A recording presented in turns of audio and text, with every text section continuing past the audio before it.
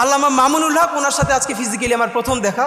ওনাকে দেখে আমার যেই স্মৃতিটা মনে পড়ছে, ওনারও মনে আছে কিনা জানি না, কয়েক বছর আগেও মনে হয় 2 বছর আগে ওনাকে যখন জেলে নিয়ে আসলো, উনি জেলের যে জেলখানার যে গাড়ি, তো ওনার মাদ্রাসার জামিয়া রহমানিয়ার বেশ কিছু ছেলেরা খুব ভোরে সম্ভবত বোখারি শরীফ বুকে নিয়ে ওখানে লাইনে দাঁড়িয়েছিলেন, তারা তাদের উস্তাদের কাছে বোখারির সবক নিতে চান। তো উনি সেই জেলের গাড়ির মধ্য থেকে বলছেন, এই পড়া ছাড়বা না, এইভাবে পড়বা।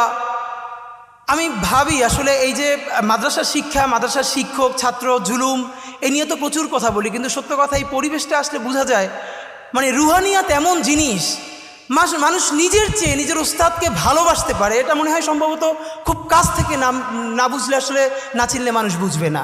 তো শিক্ষক উনি যখন বলছেন যে এরকম পড়তে শুরু করবা, পড়া ছাড়বা না, তখন সেই ছেলেগুলো বুকে বোখারি শরীফ জড়াই ধরে কাঁদতেছে রাস্তার মধ্যে, হ্যাঁ হুজুর এটা শুনবো। তো এই সময়টা আমার খুব মনে পড়ছে।